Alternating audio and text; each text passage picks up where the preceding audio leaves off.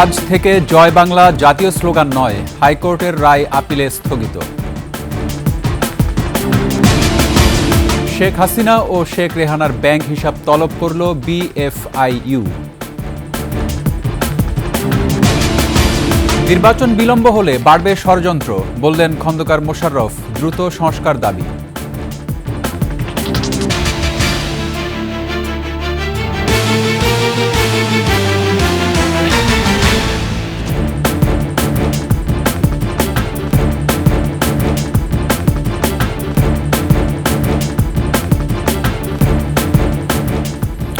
শুনছিলেন সংবাদ শিরোনাম। আমন্ত্রণ ২১-এর দুপুরের সংবাদের সাথে আছি রক্তিম ত্রিপুরা। দর্শক, ২১ টেলিভিশনের সংবাদ একই সাথে সরাসরি দেখতে পাবেন আমাদের ফেসবুক পেজ www.facebook.com/21e24 অনলাইনে। এছাড়া সাবস্ক্রাইব করতে পারেন www.youtube.com/21etv চ্যানেলে। বাংলাদেশের জাতীয় স্লোগান হবে জয় বাংলা। হাইকোর্টের এমন রায় স্থগিত করেছে আপিল বিভাগ। এ সময় রাষ্ট্রপক্ষের আপিল আবেদনের পূর্ণাঙ্গ শুনানির জন্য অনুমতি দেন আপিল বিভাগ। প্রধান বিচারপতি সৈয়দ রেফাত আহমেদের নেতৃত্বে 4 সদস্যের আপিল বেঞ্চ এ আদেশ দেন। এর আগে 2020 সালের 10 মার্চ ওই রায় দিয়েছিলেন হাইকোর্ট। এ বিষয়ে জারি করা রুলের নিষ্পত্তি করে হাইকোর্টের বিচারপতি FRM নাজমুল আহসান ও বিচারপতি KM কামরুল কাদেরের সমন্বয়ে গঠিত বেঞ্চ এ রায় দিলেন। আদালতে আবেদনের পক্ষে ছিলেন রিট আবেদনকারী আইনজীবী ডক্টর বশির আহমেদ।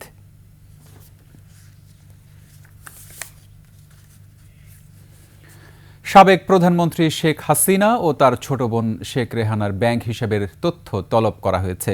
এছাড়া শেখ মুজিবুর রহমান মেমোরিয়াল ট্রাস্ট এবং চৌধুরী জাফরুল্লাহ সারাফাতের ব্যাংক হিসাবের তথ্য চাওয়া হয়েছে।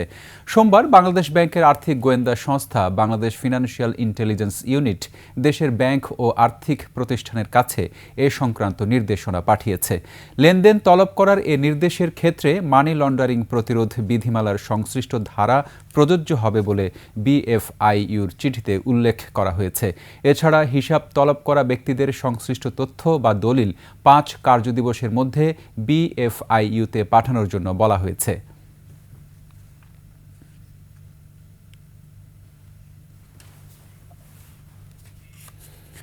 একটি মহল চেষ্টা করছে সংস্কারের নামে নির্বাচন বিলম্ব করতে, কিন্তু সংস্কারের কথা বলে নির্বাচন পেছানো বুদ্ধিমানের কাজ হবে না বলে মন্তব্য করেছেন বিএনপির স্থায়ী কমিটির সদস্য ডক্টর খন্দকার মোশাররফ হোসেন। কুমিল্লায় রাষ্ট্র কাঠামো মেরামতের ৩১ দফা ও জনসম্পৃক্ততা বিষয়ক কুমিল্লা বিভাগীয় প্রশিক্ষণ কর্মশালায় তিনি এ কথা বলেন অতি দ্রুত সংস্কার করে নির্বাচনী রোডম্যাপ দিতে হবে। নির্বাচন যত বিলম্ব হবে তত বাড়বে ষড়যন্ত্র। তিনি আরও বলেন, রাষ্ট্রের পূর্ণাঙ্গ সরকারের জন্য একটি দলীয় সরকার প্রয়োজন। বিএনপি কুমিল্লা বিভাগীয় সাংগঠনিক সম্পাদক সেলিম ভূঁইয়ার সভাপতিত্বে প্রশিক্ষণ কর্মশালায় বিকাল 3:30টায় প্রধান অতিথির বক্তব্য রাখবেন বিএনপির ভারপ্রাপ্ত চেয়ারম্যান তারেক রহমান। সংস্কার নাম দিয়ে নির্বাচকে বিলম্ব করা, আমরা এই ব্যাপারে কিন্তু পাবলিকলি জনসম্মুখে আমরা ঘোষণা করেছি যে যত নির্বাচন বিলম্ব হবে তত বাংলাদেশে নানা ষড়যন্ত্র হবে। চট্টগ্রাম আদালতে সম্মিলিত সনাতনী জাগরণ জোটের মুখপাত্র চিন্ময় কৃষ্ণ দাসের জামিন নামঞ্জুরকে ঘিরে পুলিশের উপর হামলা ও ভাঙচুরের মামলায় 8 আসামিকে 5 দিনের রিমান্ড দিয়েছে আদালত। সকালে কড়া নিরাপত্তার মধ্য দিয়ে তাদের সিএমএম আদালতে হাজির করে রিমান্ডের আবেদন জানালে আদালত 5 দিনের রিমান্ড মঞ্জুর করে। এর আগে 4 ডিসেম্বর 12 আসামিকে 6 দিনের রিমান্ড দেওয়া হয়। রিমান্ডের মেয়াদ শেষে আজ তাদের আদালতে হাজির করা হয়। গত 26 নভেম্বর চট্টগ্রাম আদালত ভবনে চিন্ময় দাসের জামিন নিয়ে পুলিশের সাথে সংঘর্ষের ঘটনা ঘটে। এতে চিন্ময় সমর্থকদের হাতে আইনজীবী সাইফুল ইসলাম আলিফ নিহত হন।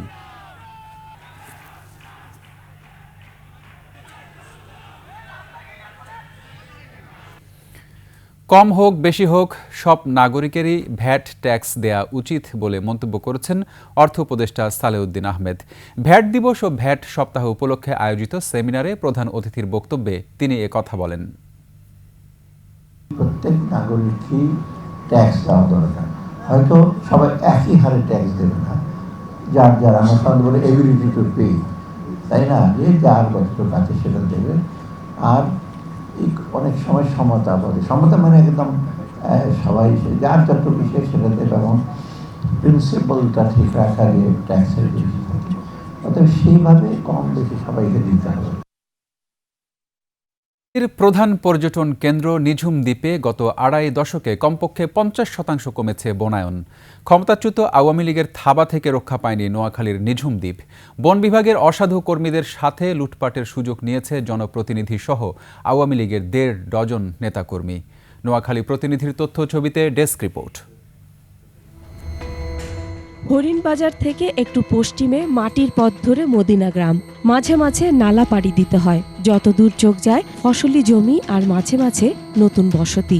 চোখে পড়ে ফসলি জমিতে অর্ধমৃত কেওড়া গাছ, আর একটু দূরেই গহীন বন, আর সেখানে কেটে ফেলে রাখা হাজার হাজার গাছের গোড়ার অংশ। এভাবে কয়েক একর বন কেটে অনেকটাই সাবার। উদ্বেগজনক হারে বিগত সময়ে কমেছে বন, ফলে এক সময় লোকালয়ে দেখা গেলেও বর্তমানে গহীন বনেও মেলে না হরিণ। হতাশ হচ্ছে পর্যটকরাও। ফরেস্টের বাগান ছিল, এখানে পর্যটক আসতো, হরিণ থাকতো, এখন কিছু নাই। পর্যটক না থাকার কারণে আমাদের এলাকায় মনে করেন ব্যবসায়ী যারা, এদের অনেক ক্ষয়ক্ষতি হইতেছে। 1973-74 সাল থেকে বনায়ন শুরু হয় নিঝুম দ্বীপে, যা এখনো চলছে। সঠিক পরিসংখ্যান না থাকলেও মূল নিঝুম দ্বীপে বন ছিল অন্তত 12,000 একর। এখন তা অর্ধেক কমে গেছে। অভিযোগ রয়েছে বন উজাড় শুরু প্রভাবশালী মালিক নেতার হাত ধরে 90-এর দশকে। কখনো আড়ালে আবার কখনো হাঁকডাক দিয়ে উৎসব করে কাটা হয়েছে বন। তবে উজাড়ের তীব্রতা বেড়েছে নিঝুম দ্বীপকে 2008 সালে ইউনিয়ন ঘোষণার পর। 2011 থেকে 2021 পর্যন্ত নির্বিচারে বন কেটেছে টানা 2 বারের চেয়ারম্যান মেহরাজ। তার সাথে পাল্লা দিয়ে বন কেটেছে Ratan master, কেয়াফত member, Khabir member, Mizan member, Faruk সহ অন্তত 1.5 ডজন আওয়ামী লীগ নেতা ও জনপ্রতিনিধি। বন নিধনে জড়িত আছে বন বিভাগের বোটম্যান আশরাফও। প্রথম কাটছে মালিক নেতা, এ আওয়ামী লীগের লগে বাজি, এ মোস্তান, এখানের আরো নেত্র বিন্দুরা মানে এটারে পদক্ষেপ দিছে, এরা কাটছে। তারা ঢোল বাজনা পিটিয়ে এই নিঝুম দ্বীপ বনটারে দখল করতে। জাতিগড়ের আমলেও এমপি ছিল হাতির এমপি মাহমুদ আলী সাহেব, তখনকার বন কাটা শুরু হয়েছে। আওয়ামী লীগ সরকারের পতনের পর তারা এখন আত্মগোপনে। স্থানীয় প্রশাসনও স্বীকার করেছে রাজনৈতিক ছত্রছায়ায় হয়েছে বন উজাড়। যদি আইডেন্টিফাই হয়ে যায় যে কোনটা ফরেস্টের জায়গা, কোনটা পাবলিকের জায়গা, আমার মনে হয় নিঝুম দ্বীপকে নিয়ে কাজ করার আরও সুযোগ থাকবে। ভ্রমণ পিপাসু মানুষদের জন্য ওখানে কোনো ধরনের কার্যক্রম বা উন্নয়নমূলক কর্মকাণ্ড গ্রহণ করা যায় কিনা, এটা আমরা ইতিমধ্যেই আমাদের ঊর্ধ্বতন কর্তৃপক্ষকে আমরা জানিয়েছি। মেঘনা আর বঙ্গোপসাগরের বুকে নিঝুম দ্বীপ রক্ষায় নতুন বনায়নের দাবি পরিবেশবিদদের।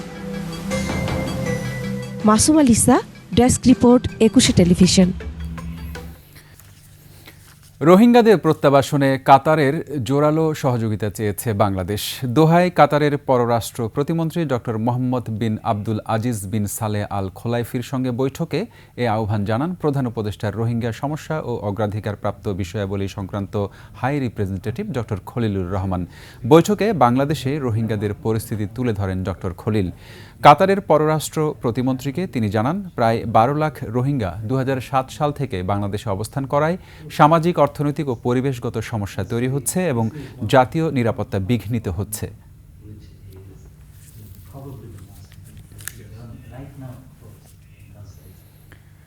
দেশের প্রায় সব বিভাগেই কমছে তাপমাত্রা আরও কমার আভাস দিয়েছে আবহাওয়া অধিদপ্তর।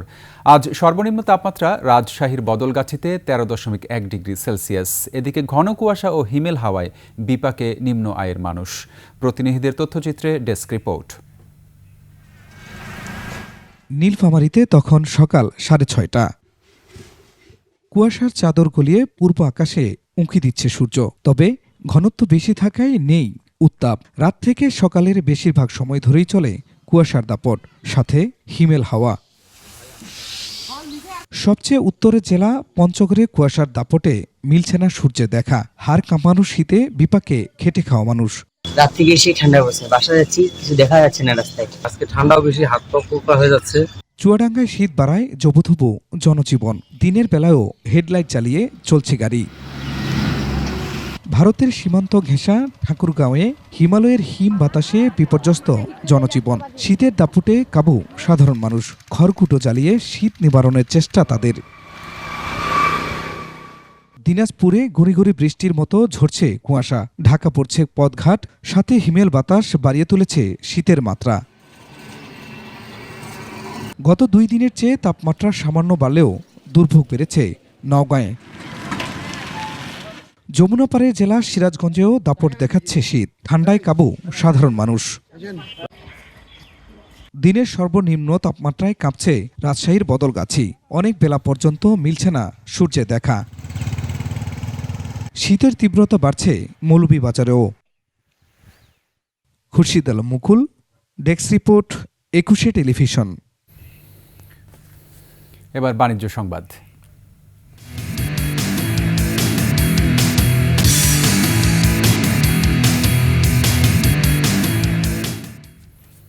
দেশের একমাত্র প্রবাল দ্বীপ সেন্ট মার্টিন সুরক্ষায় একসঙ্গে কাজ করার কথা জানিয়েছে শিল্পগোষ্ঠী আরএফএল ও জাতিসংঘ উন্নয়ন কর্মসূচি ইউএনডিপি। এ লক্ষ্যে সেন্ট মার্টিন পরিবেশ সংরক্ষণ ও টেকসই অর্থনীতি শীর্ষক একটি উদ্যোগ গ্রহণ করেছে প্রতিষ্ঠান দুটি। সোমবার সেন্ট মার্টিনে উদ্যোগটির উদ্বোধন করেন পরিবেশ অধিদপ্তরের পরিচালক মোহাম্মদ সোলাইমান হায়দার। এই উদ্যোগের আওতায় বর্জ্য সংগ্রহ ও সংগৃহীত বর্জ্য রিসাইক্লিং করার কথা জানানো হয়। এছাড়া দ্বীপের মানুষের জীবনযাত্রার মান উন্নয়ন, কর্মসংস্থান সৃষ্টি, উদ্যোক্তাদের উৎপাদিত পণ্য বিপণনে সহায়তা ছাড়াও সুপেয় পানির ব্যবস্থা করা এবং জনসচেতনতা বৃদ্ধিতে উদ্যোগ নেওয়া হবে।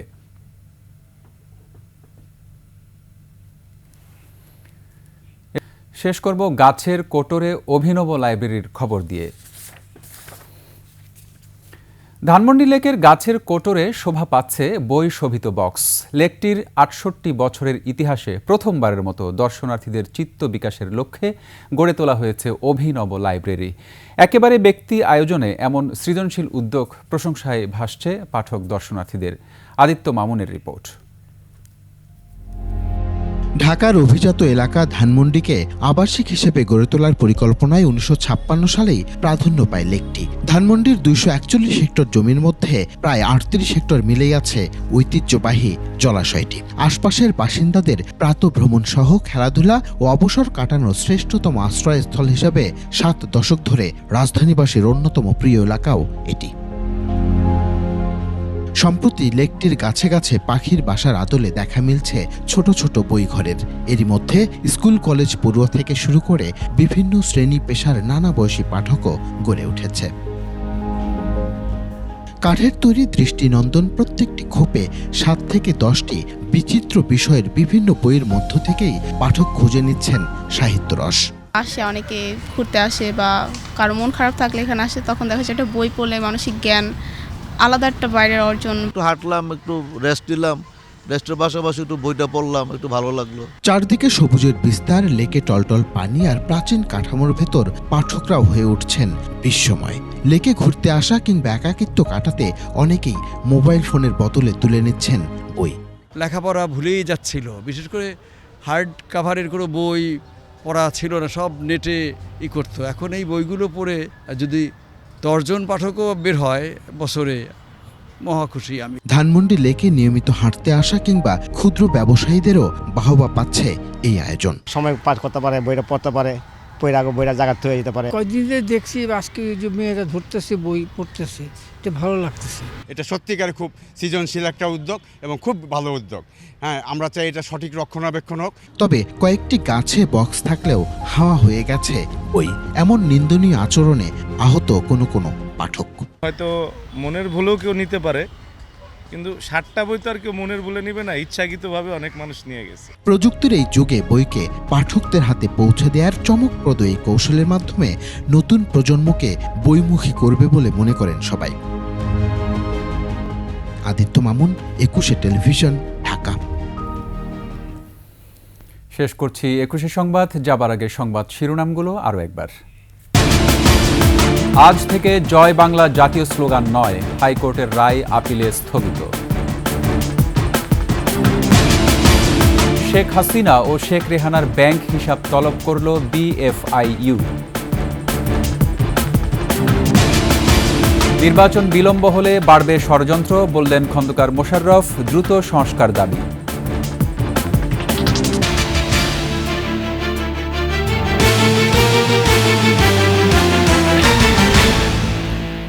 সর্বশেষ সংবাদ জানতে ডায়াল করুন 2021 নম্বরে আর ভিজিট করুন ekushe-tv.com ওয়েবসাইটে। ফেসবুকে ভিজিট করতে পারেন www.facebook.com/ekushe24 অনলাইনে। এছাড়া সাবস্ক্রাইব করতে পারেন www.youtube.com/@ekushe চ্যানেলে।